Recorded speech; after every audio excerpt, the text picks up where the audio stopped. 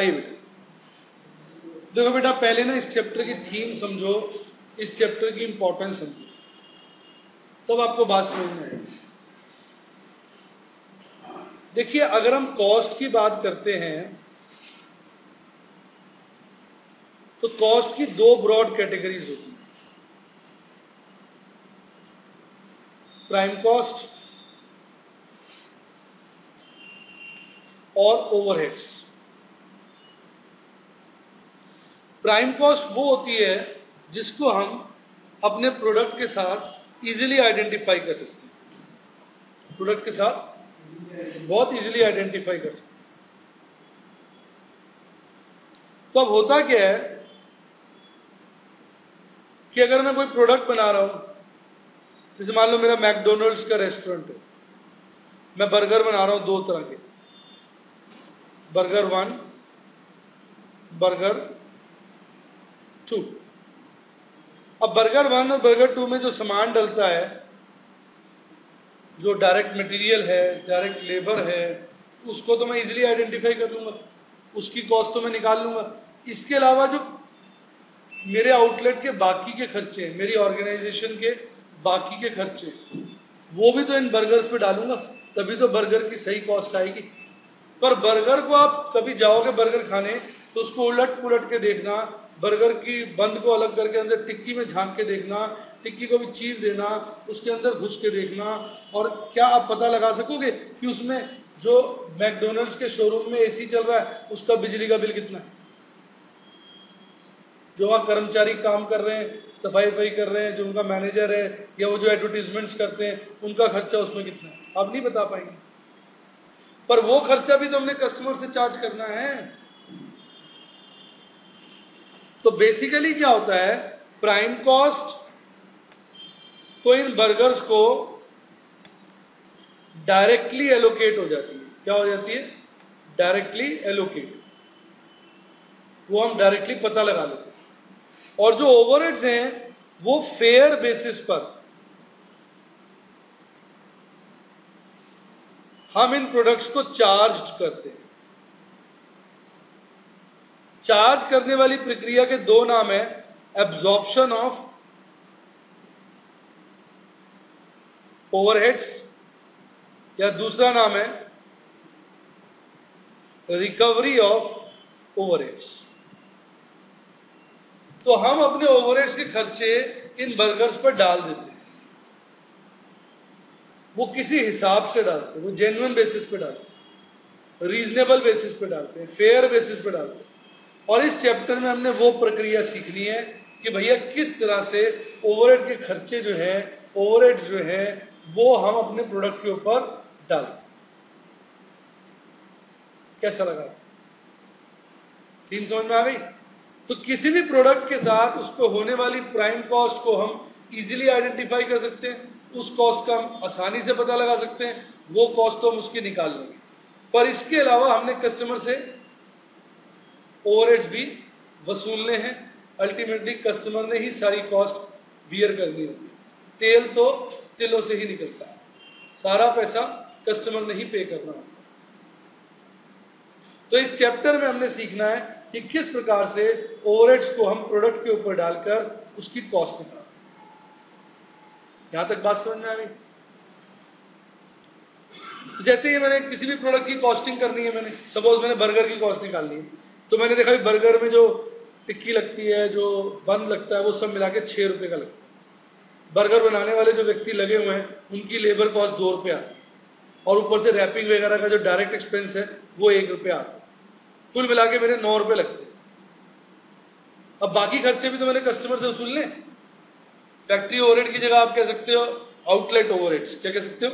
क्योंकि उनका आउटलेट ही फैक्ट्री है ना, वही माल बनता है, पीछे से बन के थोड़ी आता है, वही बनता है, तो आउटलेट ओवरहेड्स हो गया।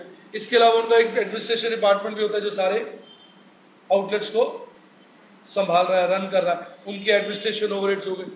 और फिर एक सेलिंग एंड डिस्ट्रीब्यूशन डिपार्टमेंट भी होता है। डिस्ट्रीब्यूशन काट दीजिए, सेलिंग डिपार्टमेंट होता है जिसका कार्य क्या होता है?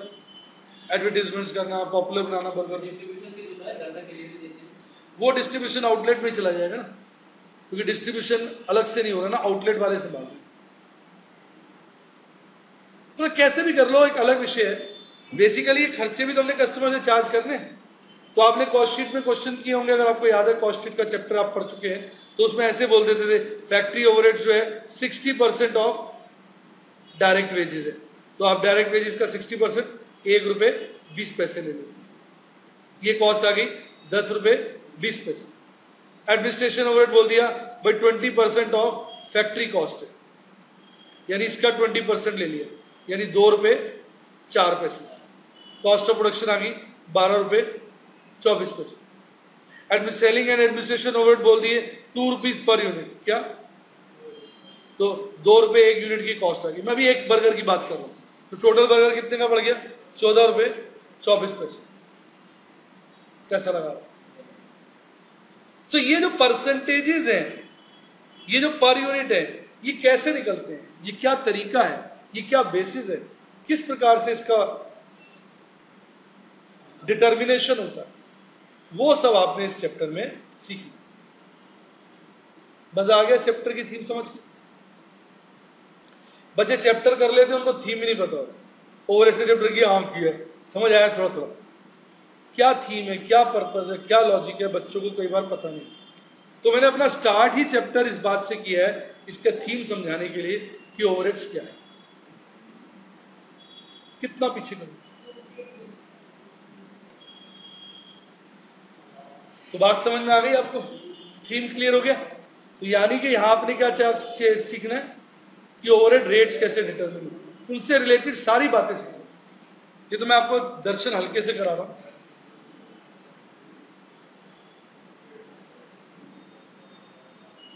हटा दें?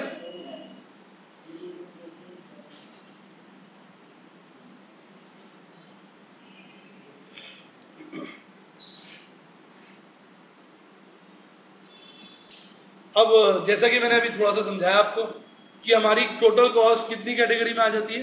2 कैटेगरी, एक प्राइम कॉस्ट, दूसरी ओवरहेड्स। प्राइम कॉस्ट कौन सी होती है? जो प्रोडक्ट के साथ इजीली आइडेंटिफाइबल है, जिसका आप प्रोडक्ट के साथ आसानी से कोरिलेशन कर सकते हैं, जिसको आप आसानी से बता सकते हैं कि प्रोडक्ट पे वो कितनी लगी। आसानी मतलब होता है कोई मेहनत नहीं करनी चाहिए। और प्राइम कॉस्ट 3 तरह की बनी होती है, direct material, direct labour, direct expense. और बाकी जो चीज प्राइम नहीं होती वो हो जाता है indirect material, indirect labour, indirect expense. अगर ये खर्चा फैक्ट्री में हो रहा है कहलाता है फैक्ट्री ओवरहेड, ऑफिस में हो रहा है कहलाता है office and administration overhead, selling and distribution से रिलेटेड है तो सेलिंग एंड डिस्ट्रीब्यूशन ओवरहेड्स। समझ आया आपको?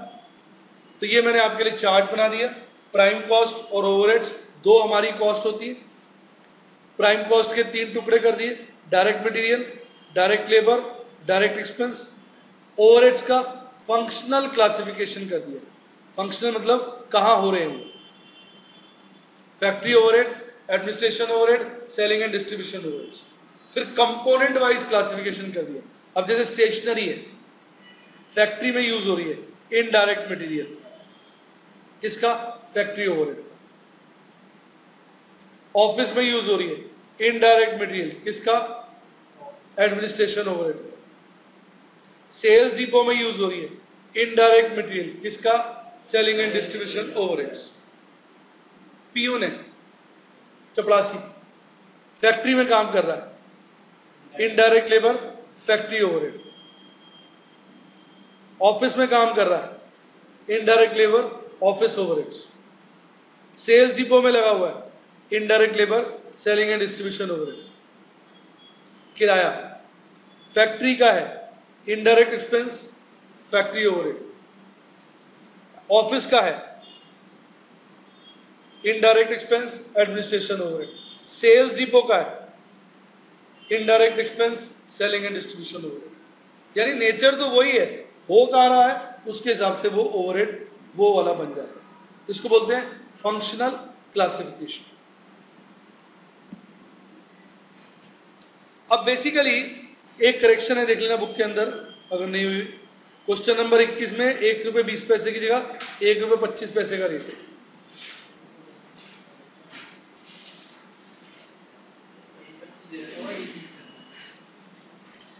Rate is 1.20 and not 1.25। वहां 1.25 लिखा हुआ है, उसको 1.20 कर दो। एक 25 लिखा है ना, एक 20 कर दो।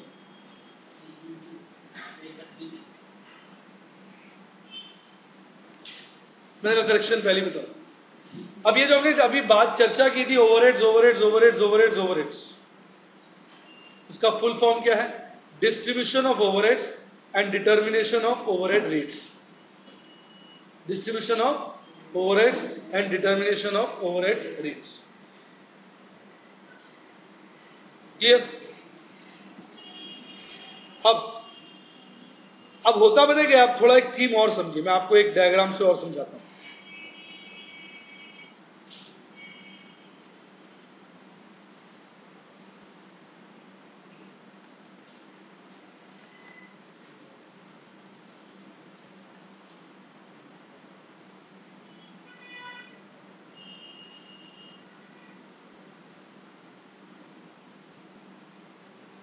देखिए,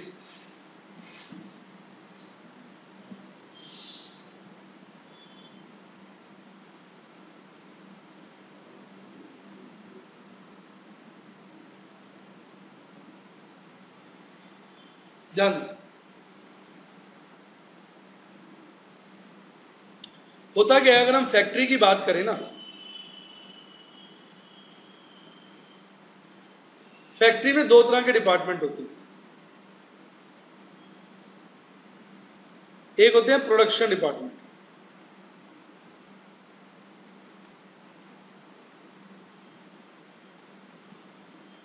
जिसमें हम प्रोडक्शन करते हैं, एक्चुअली काम करते हैं प्रोडक्ट से रिलेटेड। एक होते हैं सपोर्ट डिपार्टमेंट्स, क्या उनको हम कह देते हैं सर्विस डिपार्टमेंट्स। जैसे मैं ना टीवी बनाता हूं, टीवी के दो ही डिपार्टमेंट है, एग्जाम्पल के लिए बनाया। एक हो गया असेंबली, जहां पे टीवी का सामान आता है और वो असेंबल हो जाता है। एक हो गया पैकिंग, जहां वो प्रॉपर पैक हो जाता है और कस्टमर के पास फिर प्रोडक्ट तैयार हो गया, पैकिंग वैकिंग करके जो सेट कर दी। दो ही डिपार्टमेंट। अब इसके अलावा दो डिपार्टमेंट और हैं, एक है कैंटीन और एक है repair and maintenance.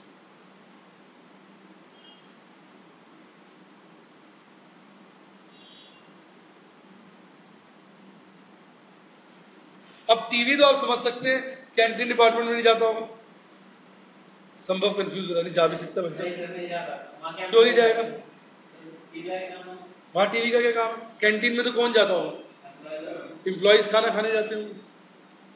Repair maintenance में टीवी क्यों जाएगा? हमारा रिपेयर का काम थोड़ी, हम तो टीवी बनाते हैं। रिपेयर मेंटेनेंस का तो काम है कि किसी भी डिपार्टमेंट में कोई मशीन खराब होगी है, जाके उसको रिपेयर करे, मेंटेन करे। पर जो कस्टमर को हम टीवी बेचेंगे, पैसे और खर्चे तो चारों डिपार्टमेंट के उससे लेंगे ना। नहीं समझ आया?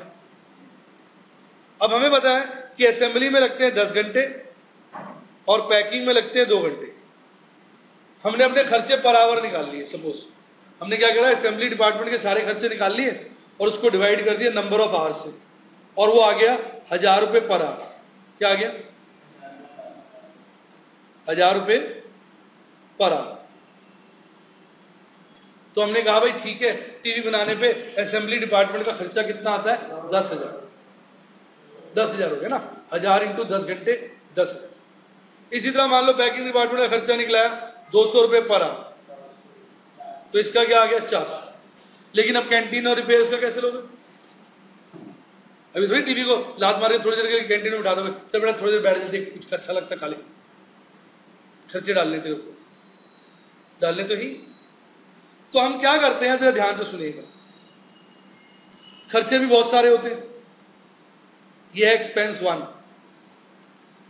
ये है एक्सपेंस 2, ये है एक्सपेंस 3, ये है एक्सपेंस 4। बहुत सारे खर्चे। एक्सपेंस 1 हो सकता है रेंट, पूरी फैक्ट्री का जहां पे ये सारे डिपार्टमेंट है उसका किराया। एक्सपेंस 2 होता है जहां पे ये सारे प्रोडक्शन सर्विस डिपार्टमेंट बने हुए हैं, उनकी बिजली पानी। तो हम सबसे पहले क्या करते हैं, इन सभी खर्चों को इन चारों डिपार्टमेंट्स में बांटते हैं।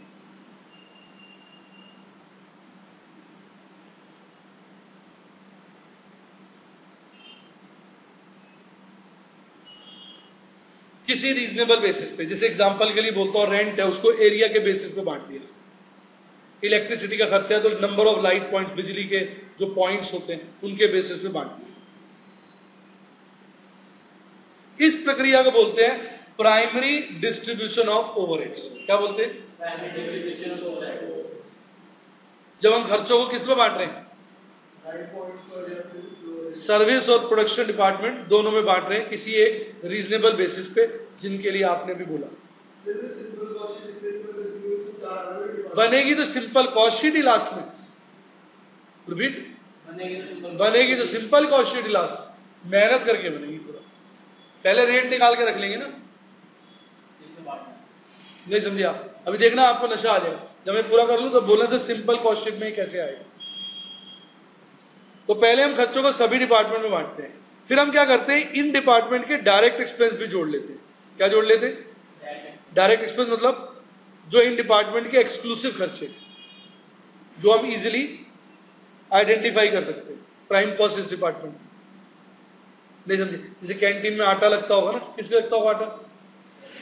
रोटियां बनाने के लिए, चावल सब्जी, वो खर्चे तो आप इजीली निकाल सकते हो। फिर वहां पे जो कुक वुक लगे होंगे, हेल्पर्स लगे होंगे, उनकी सैलरी वो तो उस डिपार्टमेंट के इजीली निकाल लो।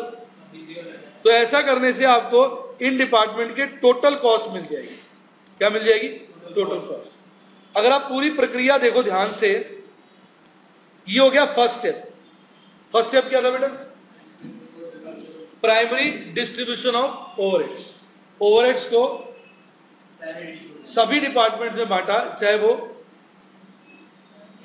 प्रोडक्शन डिपार्टमेंट थे, चाहे वो सर्विस डिपार्टमेंट। सेकंड स्टेप हो गया determination of total cost of service department. क्या हो गया? Determination of total cost of service department. समझ आया? उसके बाद हम क्या करते हैं, इन खर्चों को भी इन दोनों डिपार्टमेंट में बांट देते हैं।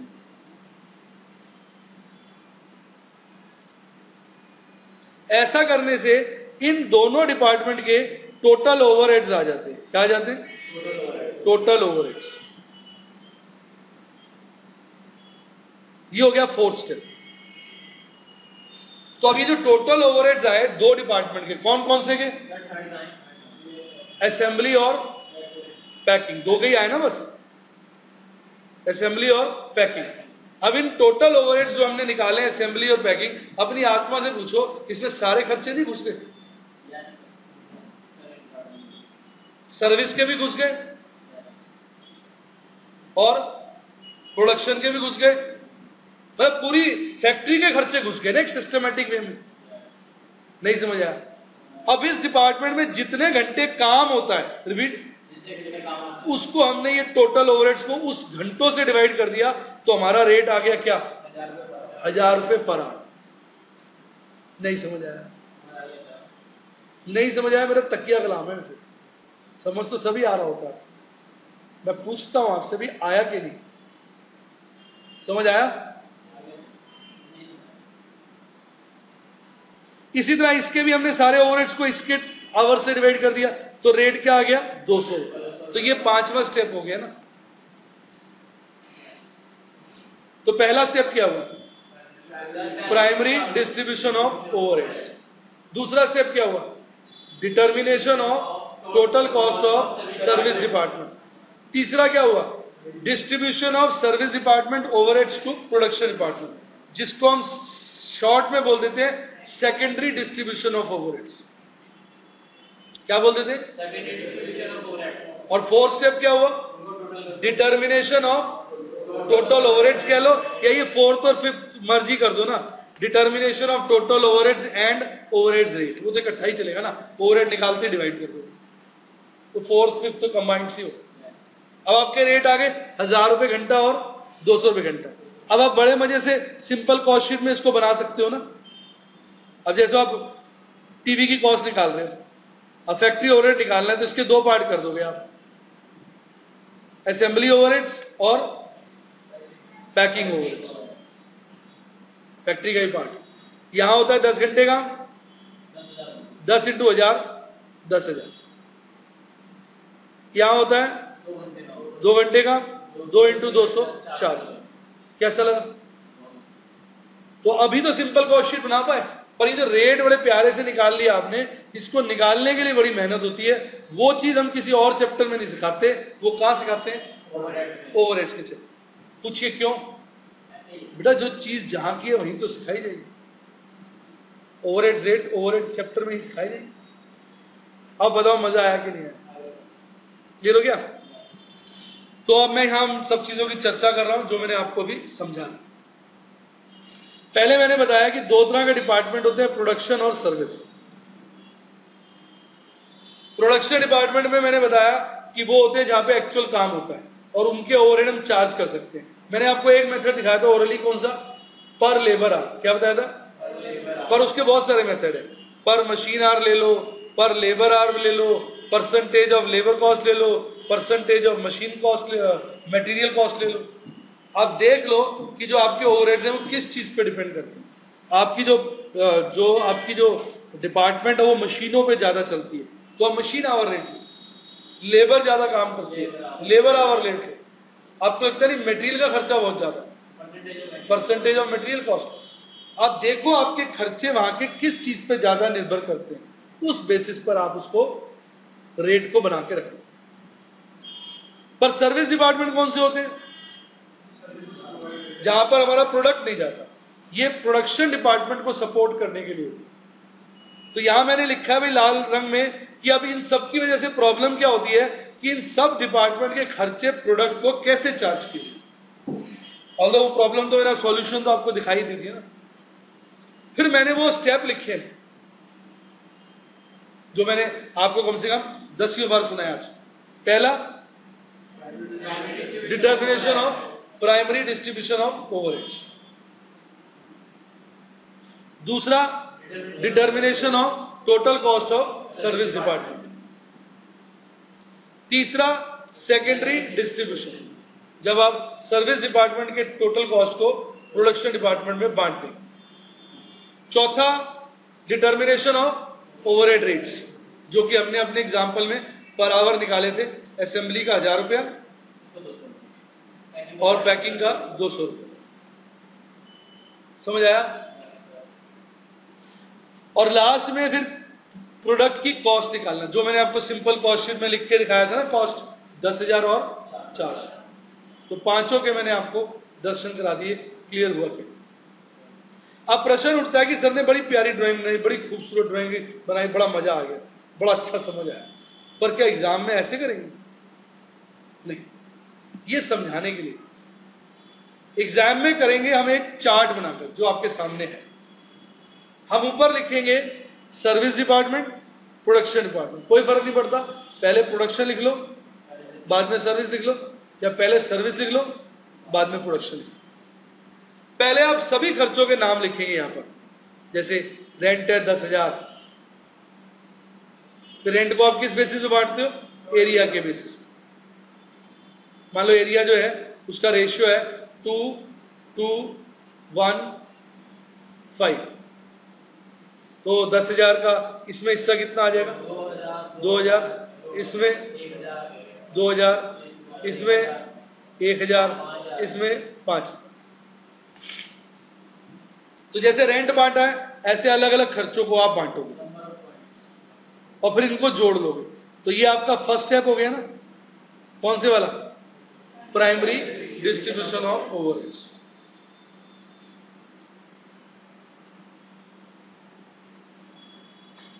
कैसा लग रहा है मैडम? उसके बाद हमने सर्विस डिपार्टमेंट के डायरेक्ट खर्चे डाल दिए, उनकी जो डायरेक्ट कॉस्ट है जो उनके लिए एक्सक्लूसिव होती है। फिर जब हमने इनको जोड़ दिया तो हमको क्या मिल गया? सॉरी, ये वाला, ये जोड़ दिया तो हमको क्या मिल गया?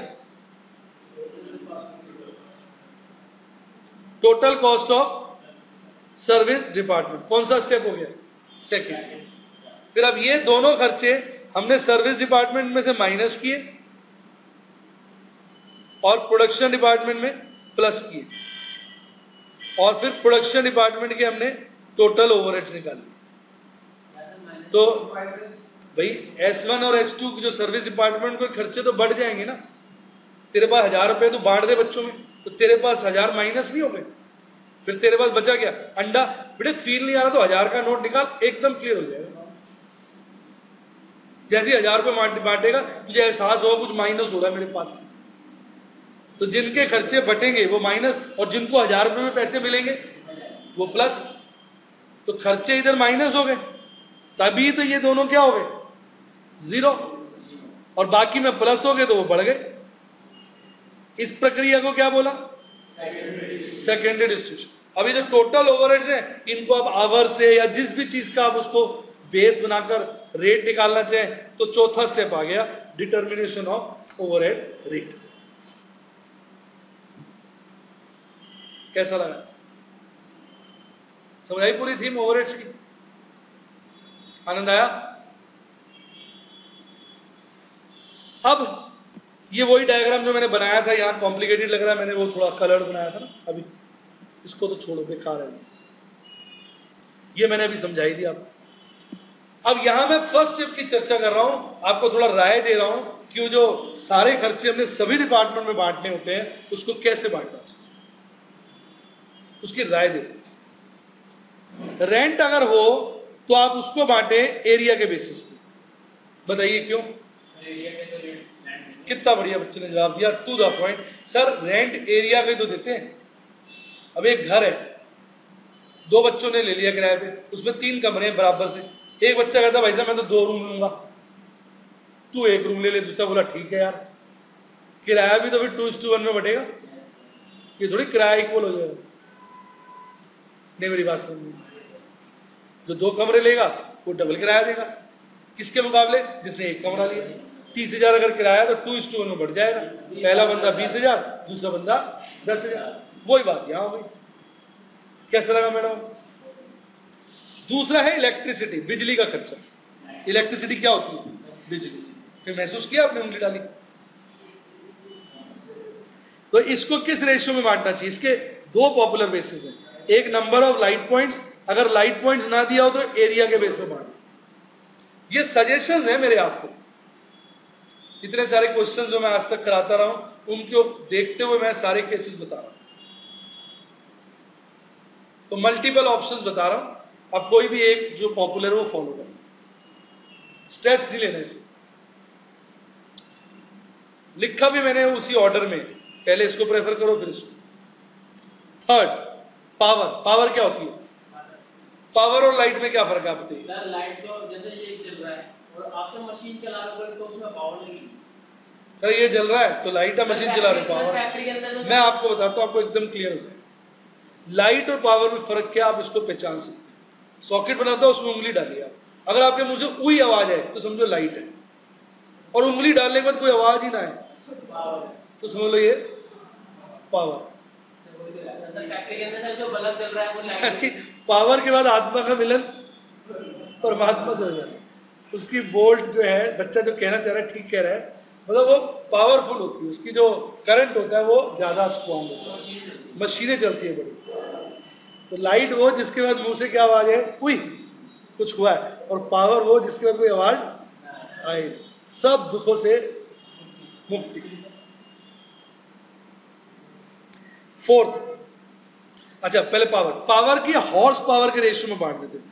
हॉर्स पावर होती है मशीन की पावर, जैसे एसी नहीं होता 1 टन 2 टन 3 टन, तो जितना ज्यादा टन का होगा उतनी बिजली क्या खाएगा, ज्यादा। इसी तरह मशीनों की हॉर्स पावर होती है, कार वगैरह लेते हैं उनकी भी तो हॉर्स पावर होती है ना, तो हॉर्स पावर दी होगी क्वेश्चन में, उस रेशियो में बांटते। अगर हॉर्स पावर ना दी हो, पावर पॉइंट्स दी हो, रिपीट, तो पावर पॉइंट्स के रेशियो में बांटते। और कई लोग क्या करते हैं, हॉर्स पावर को कितने घंटे मशीन चली, रिपीट, उसको मल्टीप्लाई करके फिर रेशियो निकालते। इसको बोलते हैं इफेक्टिव हॉर्स पावर। क्या बोलते हैं? Effective horse power. कैसा लगा? जैसे आप 2 टन का एसी लगा के बैठे अपने कमरे में, ठीक है, मैं 4 टन का एसी लगा के बैठा हूं। आप चलाते हैं अपने एसी 10 घंटे, मैं होता ही वहां 1 घंटे हूं, और आप कह रहे हो 2:4 के रेशियो बांट लो। मैं कहूँ यार बेवकूफ समझा हुआ आपने, मैं एसी चलाया 1 घंटे, आपका बड़ा एसी है, बड़ा एसी, अरे भाई चलाया भी तो 1 घंटे है, आपका 2 टन का एसी है, 10 घंटे आप यहीं पड़े रहते हो, जाते नहीं हो, तो 2 × 10, आपने 20 2 टन को 10 घंटे इस्तेमाल किया, यानी 2 × 10 20 हो गया, और मैंने 4 टन को 1 घंटे इस्तेमाल किया, तो 4 × 1 4 हो गया। तो 20 और 4 के रेशियो में बटना चाहिए। आपको बात तो सही है सर, कैसा लगा? फिर इंश्योरेंस, एक एक रेशियो समझा रहा हूं ताकि मन में कोई कंफ्यूजन ना रहे। फिर पूरा बोलो तो इंश्योरेंस से पहले डेप्रिसिएशन। डेप्रिसिएशन का पॉपुलर बेसिस है वैल्यू ऑफ एसेट। तो डेप्रिसिएशन किसका होता है? एसेट्स की वैल्यू का।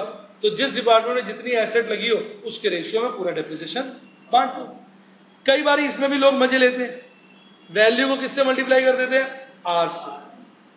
जैसे मशीनों की वैल्यू है कितने घंटे मशीन चली, तो इसको आप कह सकते हैं इफेक्टिव वैल्यू। क्या कह सकते हो? मजा आ गया? इंश्योरेंस अगर एसेट्स का है, रिपीट, तो उसको बात तो वैल्यू ऑफ एसेट्स के रेशियो में। किसके रेशियो में? अगर इंश्योरेंस आपका स्टॉक का है, किसका है? वो होता है ना स्टोर्स का, जो गोडाउन है उसका इंश्योरेंस है, माल का इंश्योरेंस है। रिपीट, जैसे आप कंप्यूटर बेचते हो तो कंप्यूटर का इंश्योरेंस, आप मोबाइल बेचते हो मोबाइल का इंश्योरेंस करा दिया, स्टॉक का करा दिया इंश्योरेंस, तो वहां पर फिर स्टॉक के units into cost price. Clear? Indirect wages है, डायरेक्ट वेजेस के रेशियो में बांट दो। डायरेक्ट वेजेस ना दियो तो एरिया, फ्लोर एरिया। कई जगह बेस नहीं मिलता तो हम एरिया के बेसिस पे बांट दो। मतलब कहते हैं इनडायरेक्ट वेजेस जनरल वर्कर है ना, पूरी फैक्ट्री में फैला हुआ है। रिपीट, तो पूरी फैक्ट्री में फैला हुआ है, तो जहां ज्यादा एरिया होगा वहां इनडायरेक्ट वर्कर भी ज्यादा ही लगा रहे। क्योंकि बात है, मैं ये नहीं कह रहा हूं ये ठीक है, एक आपने पूछा भाई इसका बेसिस क्या हो सकता है, उसका लॉजिक बता। बाकी बेस्ट तो वही है। आप वैसे बेस्ट मेथड होता है जो आप उस फैक्ट्री में जाके स्टडी करके निकालोगे। रिपीट, आपको जाके देखना चाहिए ना कि इनडायरेक्ट वर्कर कितने हैं, अच्छा इतने हैं, ये करते क्या है, ये कहाँ काम करते हैं। तो जो आपको वहां जाके स्टडी करने पे सही बेसिस लगेगा उस रेशियो में आपने उसको बांटना है। अब बेटा एक क्वेश्चन करने के लिए मैं उस फैक्ट्री में तो जाऊंगा नहीं, एग्जाम में आ गया 8 नंबर का क्वेश्चन, देख लो भाई साहब फैक्ट्री ले चलो, रेशियोज देखने में आ जाए। अब फैक्ट्री तो एग्जामिनर लेके जाएगा नहीं, वहां तो हमने बैठे बैठे अटकले लगाने। तो ये वो अटकले हैं या ये कहिए ये वो पॉपुलर बेसिस है जो बिना फैक्ट्री जाए आप क्वेश्चन में लगा सकते। अगर सच्चाई पूछी जाए तो कोई भी रेशियो मस्त नहीं है, एक आध छोड़कर, जैसे रेंट सही है, बाकी नहीं, इलेक्ट्रिक भी सही नहीं, बाकी देखना पड़ेगा। पता चले एक डिपार्टमेंट में 50 स्विच लगे हुए, कहा में एक भी नहीं करता। नहीं मेरी बात सुनना, तो तेरे कमरे में स्विच लगे हुए, मेरे में भी लगे हुए। मैं तो एक स्विच में एक बल्ब लगाया, मुझे अंधेरे में मजा आता है, लाइट रोशनी धीमी धीमी मंद लाइट में पड़ देता। और तू भाई साहब पागल है, पूरा को दिन बना देता है, 25 बल्ब लगा दिए तूने, वो भी 100 वाट के फ्लोरेंट, मतलब महंगे वाले बल्ब। वैसे मैं तो बिल्कुल सूरज से भी ज्यादा तेज रोशनी में बैठूंगा। तो नंबर ऑफ लाइट पॉइंट्स तो पानी पीने चले गए, पॉइंट तो मेरे यहाँ भी बहुत लगे हुए, इस्तेमाल तो होता नहीं। ये बड़ी इंपॉर्टेंट बातें हैं, बड़ी जरूरी बातें, समझने वाली बात। कोई कमरा होता है, वो उसकी जो खिड़कियां खुलती हैं रोशनी की है, तो उसमें आप नोट करेंगे क्या होता है, कम लाइट होती है। हमारा जो पहले वाला घर था वो भी कॉर्नर का था, पर पता नहीं क्यों वहां पर्दे बंद करते थे सब चुके। रोशनी घर में कमाती, मुझे याद है कि सारा दिन लाइट जलती थी हमारे पहले घर में जो रहते थे। अब भी हमारा घर कॉर्नर का ही है, लेकिन पता नहीं उसमें कुछ ऐसा बनाया हुआ है कि हम पर्दे खोल देते हैं, तो पर्दे खोलने से रोशनी आती है। तो दिन में मैंने देखा, मैं बैठा होता तो लाइट कोई बल्ब जलाते ही, एसी चलता रहता, पंखा चलता रहता, बल्ब को जलाने की जरूरत महसूस नहीं होती। तो रूम का हिसाब हो जाता है ना, सही कह रहा हूँ गलत ईमानदारी से? तो ये ना स्टडी से पता चलता है। ये मैं यहाँ तो हम कह रहे हैं अटकलें बना रहे हैं बैठे हुए कि भाई हम ये मान के चल रहे कि समझ गए मेरी बात। तो ये तो अंदाजे हैं from question point of. Real life में मैं कोई भी बेसिस फॉलो नहीं करूंगा जब तक अपने क्लाइंट की साइट विजिट नहीं करूं। अगर ऐसी रूम में बैठ के सारे हिसाब लग जाए तो फैक्ट्री को जाएंगे, वहां जाके ऑब्जर्व करना देखना बड़ा जरूरी है। मजा आ गया बेटा? 7 सन्ड्री एक्सपेंस, बचे कुछ खर्चे। इसके लिए आप क्या ले सकते हो, डायरेक्ट वेजेस या floor area, right. Repair and maintenance value of machine के रेशियो में बांट दो, या अगर नंबर ऑफ कंप्लेंट्स दे रखी हो उसके रेशियो में बांट दो।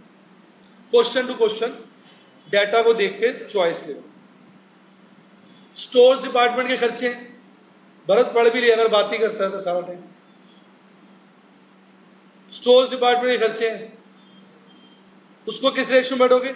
Units into area, units into area. जैसे मान लो मेरा डिपार्टमेंट है, हम टेबल बनाता हूं मैं, और ये हमारे जो संभव जी हैं ये चेयर बनाते हैं। अब मेरी 2 टेबल पड़ी हैं स्टोर डिपार्टमेंट के अंदर, इसकी 4 चेयर पड़ी हैं, तो टेबल और चेयर के रेशियो में बांटेंगे भाई 2:4। ये तो लेट जाएगा जमीन पे। तो वैसे तो इतनी बड़ी टेबल है आपकी, मेरी तो छोटी सी चेयर है, आप 4 के रेशियो में कर रहे हो। टेबल का एरिया, 2 टेबल है उसके एरिया से मल्टीप्लाई करो। अब एक टेबल लेती है 12 फुट जगह, तो 2 × 12 मेरी तो हो गई 24 फुट जगह। चेयर लेती है 2 फुट जगह, तो 4 दूनी 8, तो 24:8 के रेशियो में बढ़ना चाहिए ना। संभव का वैलिड पॉइंट है सर, नंबर्स में क्यों बांट रहे? चेयर जगह सी जगह लेती है, टेबलें बड़ी बड़ी है आपकी, वो जगह ज्यादा लेती है। तो हम इस एरिया को जो यूज कर रहे हैं, इसका जो खर्चा है, हमने एरिया के बेसिस पे बांटना है, तो आप ज्यादा बियर करो। मजा आ गया होगा? या अगर ये सब नहीं दिया हुआ तो नंबर ऑफ मटेरियल रिक्वेस्ट, क्या मटेरियल की जो रिक्वेस्ट होती है उसके बेसिस पर बांट। मजा आ गया होगा आपको? वैसे 10th है इनवॉइसिंग कॉस्ट, क्या है? इसको बांट देते हैं नंबर ऑफ इनवॉइस के रेशियो, जितने बिल काटे उसके रेशियो। या अगर ये पॉपुलर बेसिस ना होना तो एग्जामिनर क्वेश्चन में हिंट देता है किस रेशियो में इसको बांटो।